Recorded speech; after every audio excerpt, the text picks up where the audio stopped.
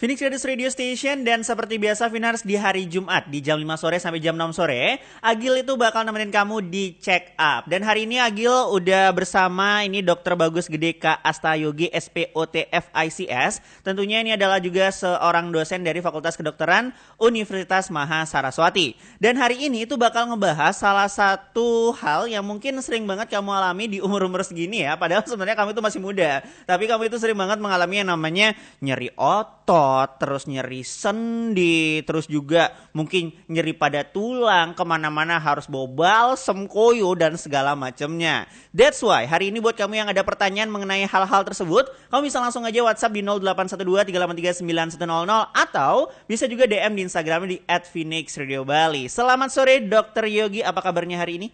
Halo, sore Mas Agil. Sore, Ya. kabar baik ya dok ya? Baik. Oke, baik dok. Nah, sebelum kita masuk ke lebih jauh, sebenarnya ini penyebab umum dari terjadinya kayak nyeri otot, terus nyeri tulang, nyeri sendi itu sebenarnya apa sih dok?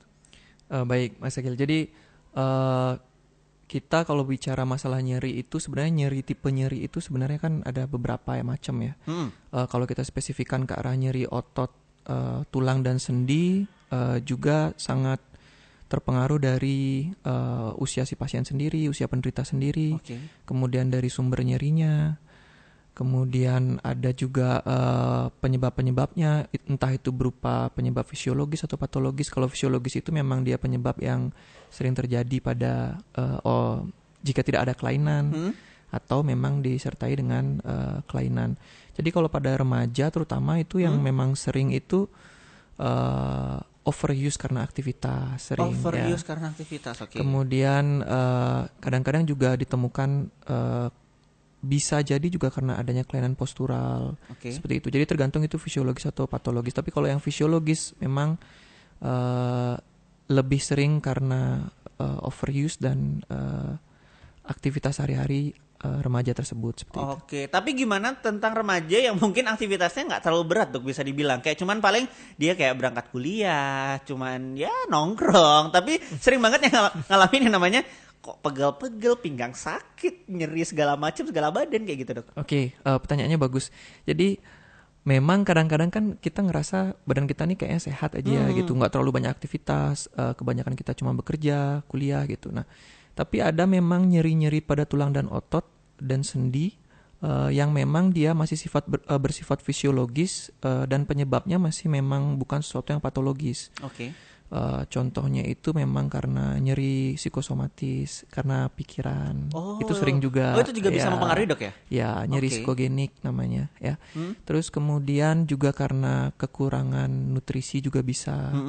Kekurangan nutrisi mungkin contohnya ada karena terlalu sibuk, jadi tidak memperhatikan nutrisi, vitamin D, kalsium kurang. Jadi tulangnya mengalami bisa dibilang osteopenia ya. Jadi komposisi tulangnya kurang padat lah, kurang kuat gitu. Jadi juga akan terasa seperti nyeri-nyeri juga seperti itu. Ya, dan kemudian kalau yang bersifat patologis di lain sisi kalau misalkan kita aktivitas kita normal tapi kita tiba-tiba merasa nyerinya terlalu tinggi juga, siapa tahu itu juga bersifat patologis. Jadi ada dasar organ yang terganggu seperti itu. Baik. Nah, tadi kita ngebahas mengenai nyeri otot, nyeri tulang, dan juga nyeri sendi. Apakah ketiga hal ini tuh berbeda dok? Dan kalau misalkan berbeda, apakah bisa dijelaskan perbedaan mendasar antara nyeri otot, nyeri sendi, dan juga nyeri tulang? Selain ininya ya, maksudnya sumber-sumbernya itu ya. Ya. Kalau kebanyakan sih seperti yang tadi saya bilang, kalau otot, tulang, sendi itu biasanya memang nyerinya bersifat, kalau istilahnya di kedokteran itu nosiseptif ya. Jadi nosiseptif itu biasanya memang kebanyakan memang kalau ada organ yang terganggu, dia akan mengirimkan sinyal nyeri kepada area tersebut, entah itu otot, sendi, atau tulang. Jadi secara general memang intensitas nyerinya itu memang kita tidak bisa bedakan secara general ya. Jadi kadang-kadang memang nyeri di sendi pun kalau misalkan kondisinya yang melatar belakangi kondisi sendinya memang suatu penyakit atau suatu kondisi yang lumayan parah, dia kadang-kadang terasa lebih nyeri dibandingkan kalau misalkan kita sumber nyerinya itu di tulang, contohnya seperti fraktur seperti itu. Begitu pula kalau di otot juga seperti itu. Tapi memang kalau nyeri nociceptif biasanya memang sifatnya itu memang dia intensitasnya memang lumayan nyeri dalam seperti itu ya, nyeri tumpul yang lumayan dalam. Jadi itu biasanya. Jadi secara general kita tidak bisa membedakan secara spesifik karena tergantung dari organ yang mendasari kelainan tersebut seperti itu. Oke, Ya, baik. jadi lebih ke arah pertimbangannya lebih ke arah posisinya, Mas Agil. Gitu. Oke. Ya, kalau misalkan tangan di tengah-tengah lengan kita gitu, lengan kita gitu kan tidak ada sendi, jadi kan otomatis sumber nyerinya dua aja. Ya, antara tulang atau otot. Ya, seperti itu. Oke, nah tadi dokter sempat menjelaskan kalau misalkan ketiga nyeri ini tuh bisa terjadi juga karena stres. Kenapa Ya. stres itu bisa mempengaruhi yang namanya nyeri otot, nyeri tulang, dan juga nyeri sendi ini, Dok? Ya, memang kan sebenarnya semua rangsangan nyeri, semua pathway atau perangsangan nyeri itu juga berpengaruh dengan hormon-hormon kita ya. Ya, jadi kadang-kadang dengan kondisi tertentu, kondisi psikologis tertentu, jadi hormon kita tidak stabil, terus kemudian zat-zat kimia pengantar sinyal-sinyal nyeri itu juga jadi tidak stabil. Jadi itu yang mengirimkan ke sistem saraf pusat kita sinyal nyeri tersebut gitu. Padahal sebenarnya itu sifatnya psikogenik gitu. Oke. Ya, salah satu contohnya ada namanya istilah chronic pain regional syndrome gitu ya, CRPS ya. Itu nyerinya itu hilang timbul di daerah tertentu gitu Mas Agil. Jadi misalkan orangnya overuse dengan derajat stres tertentu, kemudian dia overuse posisi lama gitu, sering merasa keluhan di punggung atau apa gitu, tapi setelah diperiksa itu gak ada kelainan gitu. Nah, jadi ada yang kayak gitu. Jadi itu psikogenik, atau kalau yang sering juga itu ada CRPS, tapi CRPS memang kadang-kadang berhubungan dengan organ sih. Gitu. Oke, ini out of topic sih, Dok. Biasanya kan juga kalau misalnya kita terlalu stres itu kadang-kadang ada orang yang merasa kayak pusing, vertigo segala macam. Apakah itu emang berpengaruh, Dok, sebenarnya hal kayak gitu? Iya, berpengaruh. Oke. Iya, karena secara psikogenik kan jadi kan semua pathway nyeri, jalur-jalur nyeri, sinyal nyeri, itu kan semuanya diatur di hormon-hormon kita ya gitu. Hormon-hormon kita, sedangkan pengeluaran hormon, pengeluaran sinyal-sinyal nyeri tersebut itu semuanya sangat terpengaruh dari sistem saraf pusat kita sendiri, otak kita sendiri gitu. Sedangkan kan bagian-bagian otak kita yang mempengaruhi psikologis dengan bagian-bagian otak kita yang mempengaruhi nyeri itu kan juga kan pasti ada sinergisnya seperti itu. Oh wow, ini insight baru sih Vener. Ternyata emang stres itu bisa kemana-mana jalurnya ya. Oke. Nah Dok, ini kalau ngomongin balik lagi tentang nyeri otot, nyeri sendi, dan juga nyeri tulang. Kapan kita ngerasa kalau misalkan nyeri ini tuh masih dalam batas wajar? Dan kapan ketika kita ngerasa kayaknya nyeri ini udah lewat batas wajar deh, ini harus segera diperiksakan ke dokter ahlinya deh, Dok? Kayak gimana? Oke. Pada dasarnya sebenarnya ambang nyeri setiap orang itu berbeda-beda Mas Agil. Jadi kita tidak bisa generalisir pada saat apa gitu. Cuman yang pasti kan ambang nyeri setiap orang itu berbeda. Jadi cuman yang pasti kalau sudah sampai mengganggu aktivitas, mengganggu pola istirahat kita, kemudian mengganggu pekerjaan kita, sebaiknya memang dicekkan gitu. Kita evaluasi lebih lanjut gitu. Karena kalau nyeri itu sampai bersifat yang nyeri mendalam, nyeri tajam seperti itu, kemudian istilahnya itu throbbing pain gitu ya. Kalau misalkan dia tidak sudah kita minum obat tidak membaik gitu, bahkan nyeri itu bisa jadi dasarnya memang diakibatkan dari suatu kelainan organ yang sifatnya serius seperti itu. Iya. Biasanya dalam rentang waktu berapa hari, Dok? Kayak misalkan mungkin dia merasakan nyeri nih pada tulangnya atau ototnya dia. Kayak di hari pertama mungkin nyerinya masih biasa aja. Hari kedua mungkin kayak kok mulai sakit. Hari ketiga kok biasa aja lagi. Terus hari keempat mulai sakit lagi kayak gitu-gitu. Mungkin dalam rentang berapa hari kita tuh bisa ini udah nggak beres nih kayak gitu. Tergantung sekarang. Kalau misalkan memang penyebab memang tidak ada penyebab injury ya, dalam artian memang tidak ada accident, tidak ada kecelakaan, tidak ada injury atau kesleo seperti itu, mungkin kita bisa 1-2 hari mungkin observasi dulu nyerinya gitu. Kita lakukan observasi, mungkin kalau di kaki, di tangan kita kompres hangat seperti itu. Penanganan awal lah Mas Agil. Cuman kalau misalkan memang sudah tidak mempan, mungkin besoknya bisa langsung didiskusikan atau dikonsultasikan dengan dokternya gitu. Oke, nah ini ke masalah kompres mengompres nih dok.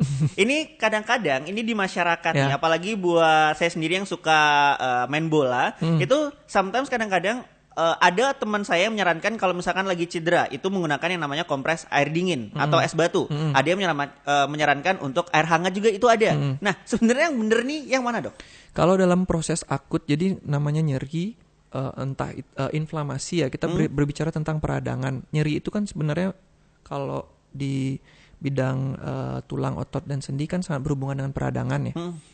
Karena suatu peristiwa atau suatu kecelakaan gitu misalkan, atau suatu injury olahraga gitu misalkan.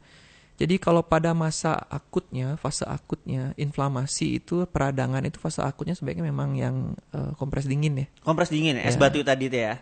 Bukan es batu tempel bukan es batu. ya. Oh bukan? Ice pack tapi nanti dibalut sama kain gitu. Jadi juga bukan es batu yang langsung gitu ditempel ya? Gitu, iya. Jadi seperti ice pack gitulah modelnya, kompres dingin intinya gitu. Tapi kalau sudah dia kronis dengan intensitas nyeri yang menetap lama seperti itu, dengan adanya memar juga di sekitarnya sudah lebih dari 14 hari gitu, memang kadang-kadang kita menyarankan lebih ke kompres hangat juga sih. Gitu. Tapi emang lebih baik langsung konsultasikan ke dokter supaya tahu penyebabnya juga dok ya? Iya benar. Oke baik. Nah selain tadi mungkin cara pertama itu adalah mengkompres cedera itu atau misalkan inflamasi itu dok, mungkin ada nggak sih kayak misalkan langkah pertama yang bisa dilakukan seorang remaja nih, atau mungkin orang tua yang anaknya tuh lagi mengalami namanya nyeri otot, nyeri tulang atau sendi nih dok? Proteksi ya, kayak proteksi. Yang seperti saya sering bilang, proteksi pastinya. Dalam artian kita istirahatkan. Kan sifatnya kan pasti di awal rest dulu nih, istirahat dulu. Istirahatkan tungkai kita, istirahatkan tangan dan kaki kita, kemudian kita proteksi sebisanya. Kalau memang penyebabnya itu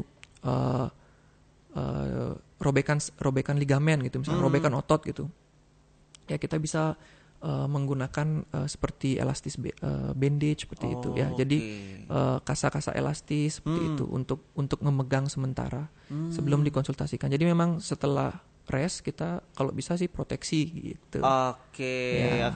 Baik, mungkin itu dulu untuk segmen pertama dok. Nanti kita istirahat sebentar dulu. Jadi buat kamu Vinars yang ingin bertanya mengenai tentang penyebab atau penanganan dari nyeri otot, nyeri tulang, dan juga nyeri sendi, kamu bisa langsung aja WhatsApp Telegram di 0812 383 9100 atau boleh juga langsung DM di Instagram di @phoenixradiobali. Tentunya masih bersama Agila Babil dan juga Dr. Yogi di Check Up. Phoenix Radio Station masih bersama Agila Babil Vinars, tentunya masih bersama Dr. Yogi juga di Check Up, yang mana masih ngebahas mengenai tentang penyebab serta penanganan nyeri pada tulang, otot, dan juga sendi. Di segmen pertama kita udah ngebahas mengenai tentang penyebab, terus juga cara pertama penanganannya apabila terjadi hal-hal ini. Nah dok, mungkin sekarang itu berlanjut ke mitos nih.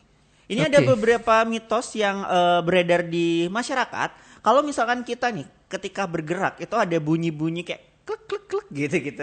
Biasanya bunyi-bunyi ini tuh berarti ada masalah gitu katanya. Ini apakah benar dok sebenarnya dok? Bunyi-bunyinya maksudnya yang di sendi ya? Iya, yang di sendi. Bisa jadi, bisa juga tidak gitu, Mas Agil ya. Memang di setiap sendi kita itu memang udah punya seperti ligamen-ligamen atau otot-otot. Kita bilangnya itu stabilizer ya. Otot-otot stabilizer ya. Jadi otot-otot yang fungsinya itu dia menstabilkan posisi sendi kita gitu. Karena posisi sendi itu kan harus benar-benar presisi ya, untuk kesehatan sendi itu sendiri, untuk fungsinya sebagai pergerakan dari tubuh kita sendiri, itu memang sendi itu harus presisi banget ya gitu. Jadi itulah ada ligamen-ligamenan dan otot-otot di sana yang berfungsi sebagai stabilizer. Jadi kadang-kadang kalau memang bunyi, kadang-kadang memang ada kemungkinan kalau yang patologis, kalau yang memang ada kelainan, dia ada kelainan di ligamen-ligamen stabilizernya ini. Gitu. Jadi dia gerakannya itu tidak presisi dia seperti itu, tidak smooth lah. Jadi gerakannya tidak smooth, jadi menimbulkan suara-suara gitu. Apalagi yang memang disertai nyeri, ya memang kemungkinan memang ada sesuatu yang harus dicurigai sebagai dasar penyebabnya seperti itu. Cuman kalau misalkan memang kadang-kadang juga ada yang dia tidak mengkhawatirkan kondisinya sendi itu, cuman dia memang kadang-kadang bunyinya ada bunyi juga gitu. Tapi setelah beberapa saat hilang lagi seperti itu kan kadang-kadang. Iya. Jadi ya tergantung sebenarnya, bisa jadi masalah, bisa juga enggak. Nah, masih ngebahas tentang bunyi-bunyian, Dok. Ini kalau misalkan kita nih suka banget yang namanya kayak kretek-kretek gitu, entah itu di jari atau tangan, kayak diregangkan gitu, katanya bisa bikin lebih rileks. Apakah itu sebenarnya benar atau enggak sih, Dok? Sebenarnya yang terjadi ya ini kan sering ya tentang bone crack ya, cracking gitu, atau kalau istilahnya sering juga chiropractor segala macam ya, itu kan lagi booming juga tuh. Sering masyarakat mencari second opinion atau mencari pengobatan alternatifnya ke arah sana gitu. Sebenarnya kalau untuk kretek-kretek itu sendiri pada intinya secara fisiologis bunyinya itu kan berasalnya dari pelepasan udara dalam sendi dia, Mas Angil. Gitu. Berarti itu cuma udara sebenarnya. Iya. Tidak ada berpengaruh apa-apa. Tidak berpengaruh terhadap kondisi yang mendasari. Gitu. Contoh misalkan nih ada yang sering saya lihat yang parah itu kan contohnya kayak pernah saya lihat video itu ada penderita skoliosis gitu misalkan. Skoliosis gitu sudah derajatnya kalau dokter ortopedi mungkin kan ngelihatnya kalau sudah dari klinis saja kan kelihatan, kita bisa bayangin oh ini derajat ini lumayan gitu misalkan. Tapi di video-video cracking itu chiropractor itu kan mereka melakukan manipulasi yang benar-benar menyakiti pasien. Terus kemudian dan kemudian istilah mereka kan adjustment ya. Adjustment. Bone adjustment. Ya, padahal kadang-kadang memang ada beberapa kondisi tulang dan sendi itu yang memang ketika dia posisi atau alignmentnya itu memang tidak benar gitu, dia tidak bisa di adjustment secara simple seperti itu. Jadi dia tidak bisa dibenarkan posisinya hanya dari luar, terus kemudian dengan dipaksa gitu, sampai bunyi cracking seperti itu gitu. Dan memang kalau banyak contohnya kayak misalkan skoliosis tulang belakang gitu, tulang belakang bengkok gitu. Kalau memang bengkok yang derajatnya gede, derajatnya besar, memang biasanya ada kondisi patologis yang menyertai gitu. Ada kondisi yang membuat tulang itu seperti itu gitu loh. Kondisi lebih parah di belakang itu gitu. Jadi kalau kita main adjustment ngawur atau adjustment berbahaya seperti itu kadang-kadang bisa menimbulkan kerusakan lebih lanjut gitu. Agak sama kayak serem ya. Kretek leher iya. Benar-benar. Ya, itu sama. Itu bisa kejepit juga sarafnya, Dok ya? Bisa kejepit juga sarafnya. Gitu, baik. Di tangan juga, di kaki juga gitu. Oke. Nah, ini masih ngebahas tentang mitos yang beredar di masyarakat nih, Dok. Apakah benar kalau misalkan gender itu juga mempengaruhi yang namanya nyeri sendi, nyeri tulang atau nyeri otot? Kayak misalkan perempuan itu lebih pain tolerance-nya itu lebih tinggi itu daripada cowok gitu, atau sebaliknya? Apakah itu benar? Gender itu mempengaruhi, Dok? Kalau secara psikologis mungkin ya memang kalau secara psikologis memang kebanyakan memang pasti perempuan lebih tahan dengan nyeri itu ya. Pain tolerance-nya perempuan itu luar biasa banget dibandingkan kita. Iya gitu. benar. Dibandingkan kita, kalau kita kena kalau kita mengalami menstruasi mungkin hari pertama kita udah. Iya benar. Kayaknya kita udah KO ya. Malas ngapa-ngapain juga kayak di kasur aja gitu. Jadi kalau secara ambang psikologis memang ambang nyeri mungkin kebanyakan memang perempuan lebih tinggi dia pain tolerance untuk menahan nyerinya. Tapi kalau kita lihat secara gender memang ada beberapa yang bisa kita hubungkan dengan kondisi dari sumber nyerinya, Mas Agil. Gitu. Contohnya ini kalau kita bicara secara gender, memang di perempuan sendiri kondisi tulang itu, kalau misalnya sumbernya tulang gitu ya, tulang itu ada pada tahapan tertentu perempuan itu akan mulai kehilangan hormon-hormon yang menstimulasi untuk tulangnya remodeling, untuk pertumbuhan tulang, bukan pertumbuhan ya, untuk remodeling, untuk perbaikan tulang. Gitu. Jadi itu kan ada mekanismenya itu.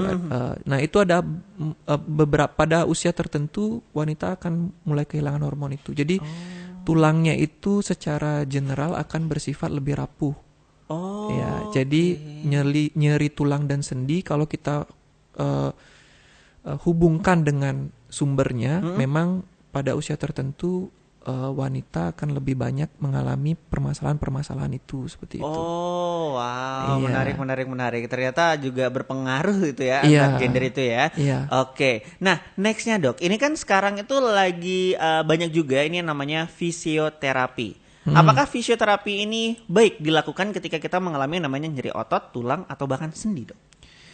Sebenarnya fisioterapi itu bagus ya. Tapi kalau tujuan dan pengaplikasiannya itu benar gitu. Oke. Jadi sebenarnya kita untuk mengantisipasi atau menangani nyeri itu sebenarnya ada dua kan. Ada dua cara. Yang pertama itu dengan obat atau medikamentosa ya. Terus kemudian yang kedua itu dengan terapi fisik gitu, terapi fisik atau terapi lain-lain seperti itu. Nah, fisioterapi sendiri memang sudah dikembangkan dari dulu untuk penanganan beberapa masalah di tulang, otot dan sendi ya, untuk rehabilitasi segala macam. Cuman memang jenis-jenis fisioterapinya ini kita harus spesifikkan dulu tujuan dan fungsinya gitu.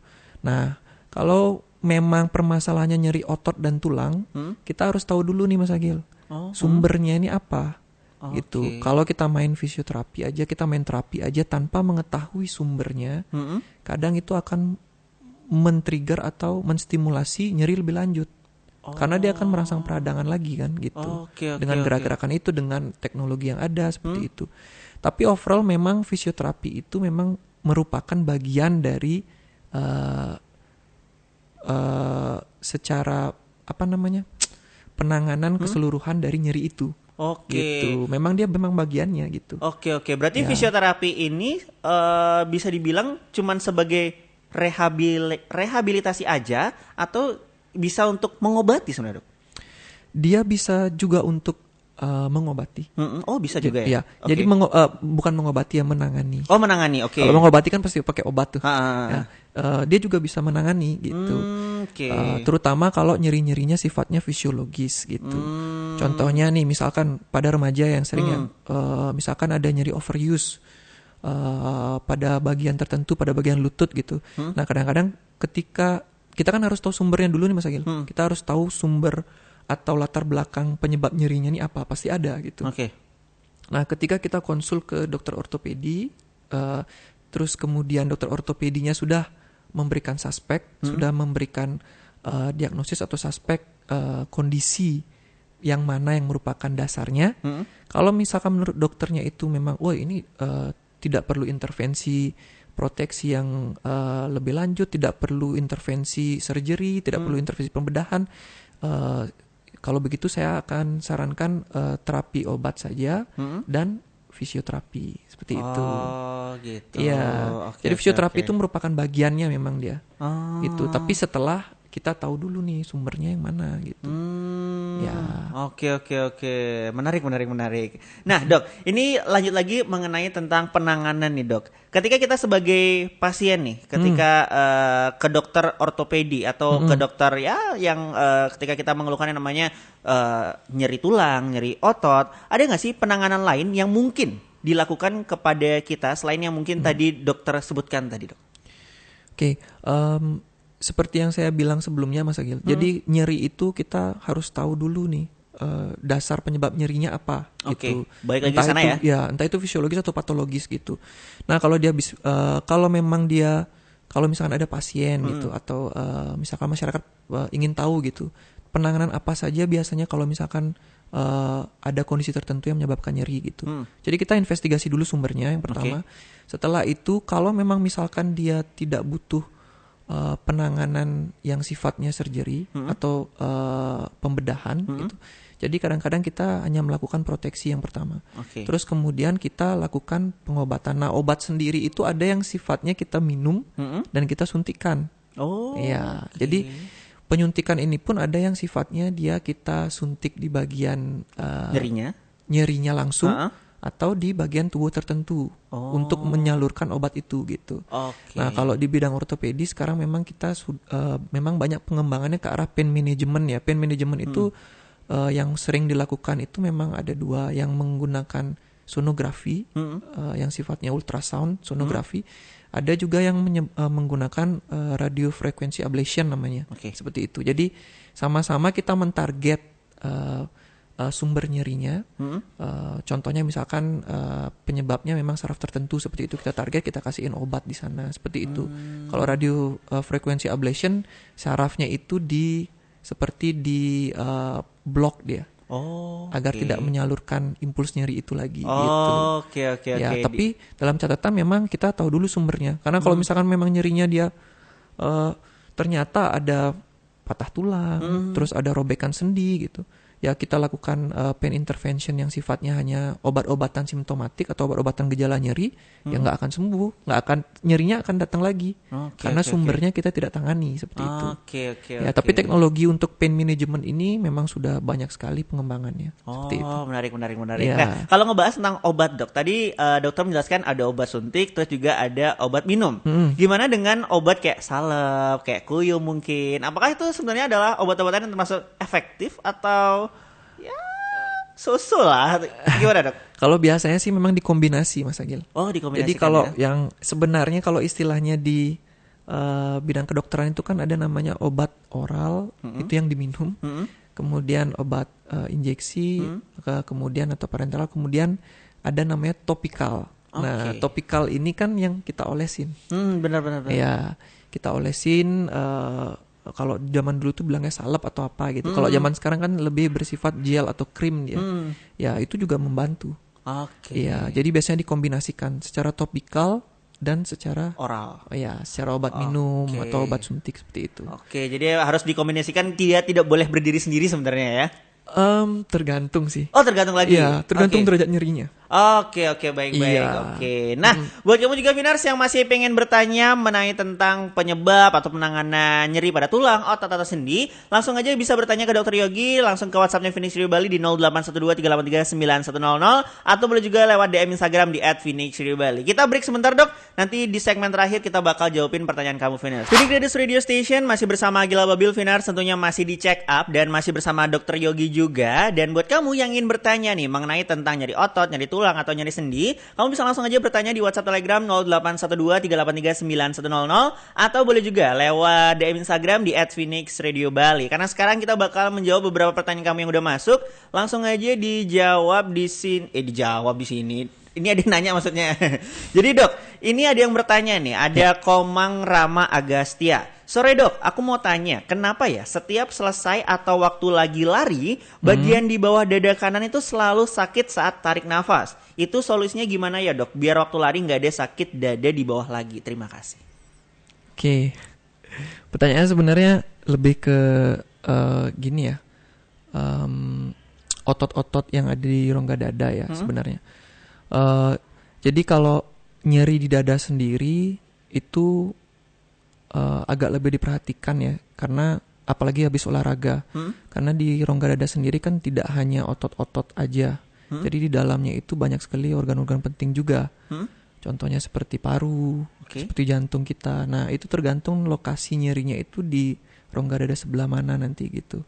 Ya, terus kemudian kalau misalkan di sana juga ada tulang berupa kosta kan, berupa iga kita. Terus di antara iga itu ada beberapa otot yang di bagian luar, kemudian di bagian dalamnya juga ada otot yang fungsinya untuk menggerakkan rongga dada seperti itu. Jadi kalau saya sih kalau ada nyeri di dada, kita harus lihat intensitasnya dulu. Karena kadang-kadang kalau masih muda sih nggak apa-apa ya gitu. Cuman kalau misalkan sudah di atas sekarang bahkan yang muda juga sering ya di atas 30 gitu. Jadi kalau sudah ada nyeri dada, terutama nyeri dada berat, terasa berat dan menekan dan sesak, itu memang sebaiknya dikonsultasikan ke dokter. Karena itu kadang-kadang bisa fatal apalagi habis olahraga gitu. Cuman kalau misalnya kita bicara tentang otot sama bagian-bagian tulang di sekitar dada, memang sebelum olahraga pun kita kalau misalnya kita melakukan stretching dengan benar, peregangan dengan benar, sampai ke bagian-bagian tungkai tubuh kita gitu, biasanya akan menghindari dari radang, peradangan atau nyeri di bagian dada tersebut seperti itu. Oke, berarti pemanasan. Jadi stretchingnya, ya kalau kita bicara otot sama ini ya. Tapi soal ini kan si penanya masalahnya menanyakan nyeri dada ya.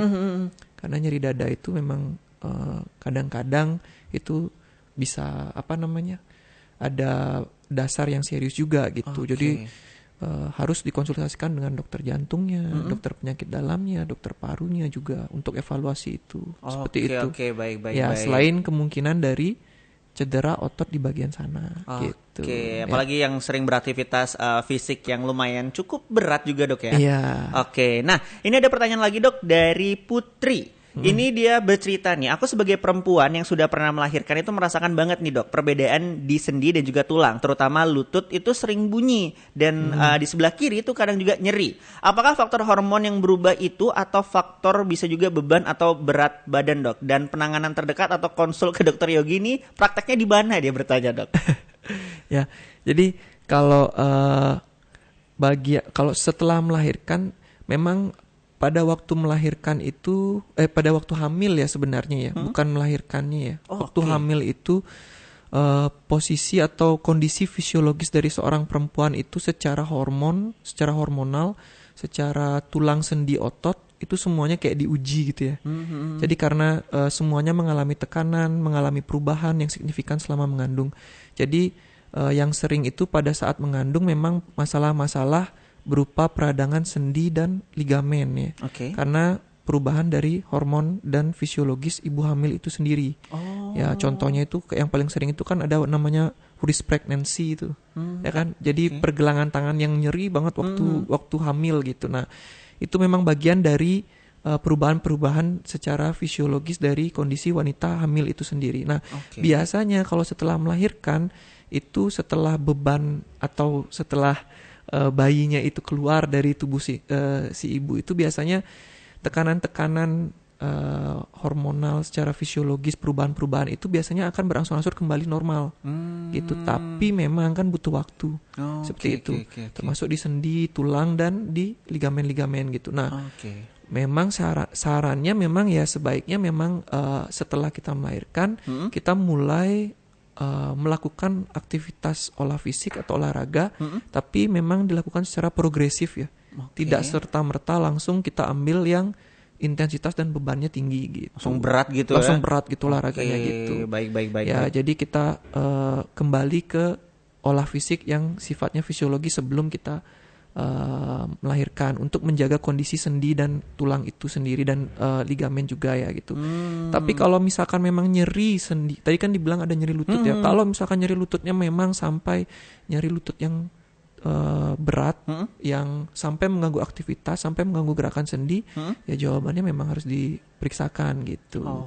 Ya. Meskipun itu kadang cuman di sebelah kiri doang, Dok ya.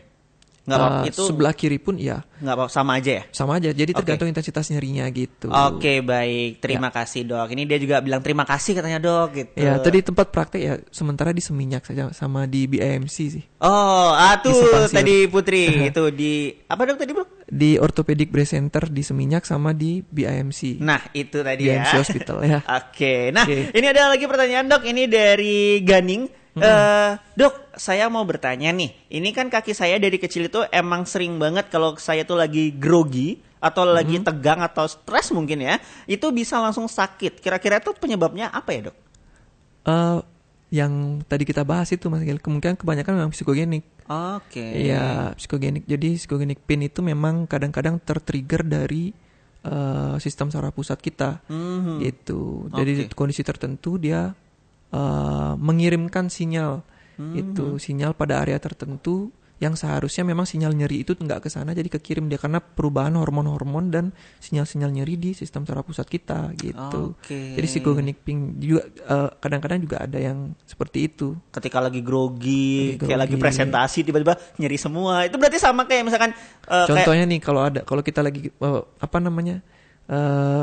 kita mau ada presentasi, mau ada ujian, pernah nggak Mas Agil ngerasain sakit perut? Bener ya, ya kan? Bener. Kayak kebelet kencing lah, kebelet BAB lah semuanya, kayak pusing tiba-tiba. Iya, karena di saraf kita ini kan ada namanya simpatis sama parasimpatis itu, sama otonom yang satu lagi ya. Nah itu memang sinyalnya itu memang dari sistem saraf pusat kita.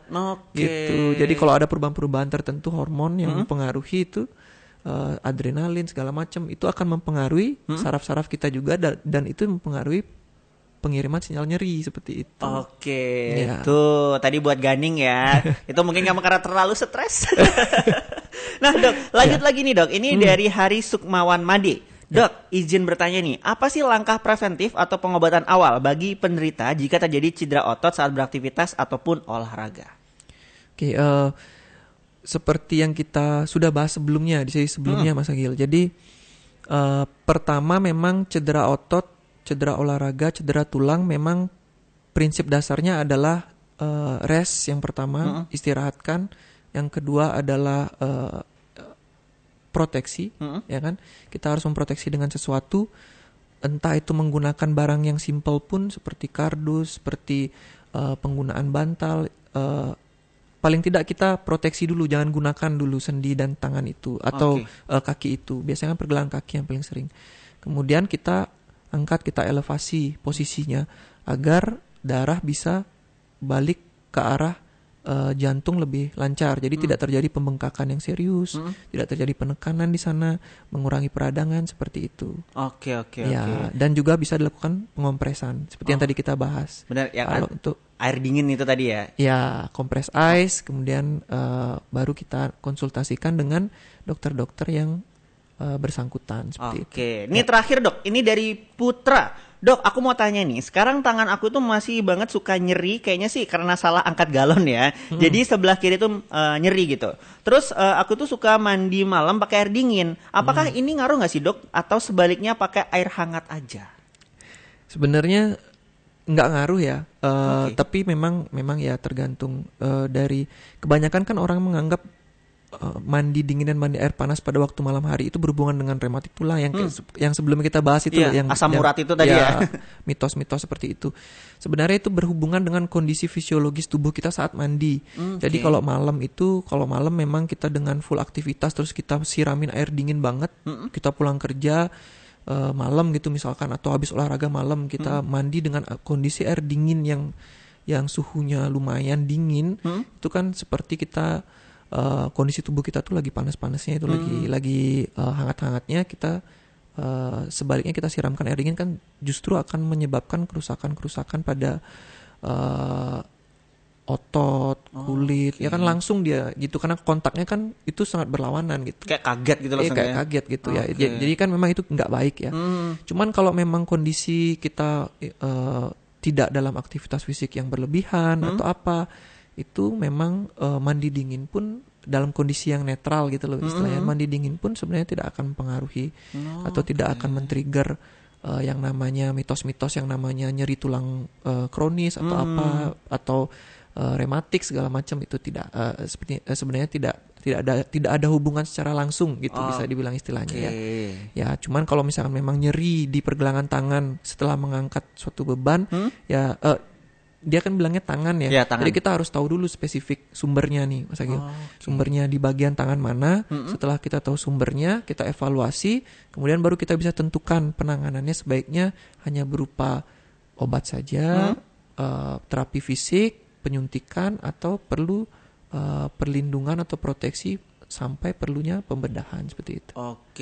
Berarti kalau saran dokter apa yang harus dilakukan dok? Apakah mungkin jangan terlalu dulu ngangkat beban yang berat dulu atau gimana dok? Iya pasti kan resting dulu. Resting kan dulu tadi ya? Ya prinsipnya kan pasti resting dulu. Kalau memang itu di pergelangan tangan ya kita proteksi, kita kasih perlindungan dengan wrist brace atau apa seperti itu. Jadi prinsipnya tetap sama. Kalau misalkan memang nyerinya sampai mengganggu aktivitas, sebaiknya konsulkan atau diskusikan dengan dokter. Semoga menjawab ya Putra ya. Well, semua pertanyaan kamu sudah dijawab oleh Dr. Yogi Vinars pada sore hari ini. Banyak banget. Terima kasih dokter untuk insight-nya. Menarik banget tadi. Banyak banget ilmu-ilmu baru yang sudah Agil dapatkan juga. Dan juga semoga Vinars juga mendapatkan insight baru juga ya mengenai tentang penyebab dan juga penanganan dari nyeri otot, sendi, dan juga tulang. Sekali lagi terima kasih kasih dok atas waktunya udah mau ngobrol barengan sama Thank Agil you, tentunya Mas di check up Agil, pada ya. hari ini. Itu tadi Vinars obrolannya Agil bersama Dokter Yogi. Tentunya buat kamu yang masih pengen dengerin check up, itu adalah setiap hari Jumat dari jam 5 sore sampai jam 6 sore. Tentunya masih bekerja sama dengan Fakultas Kedokteran Universitas Mahasaraswati. Kalau sekarang Agilnya harus pamit pulang, so keep your imagination and always try to make it come true.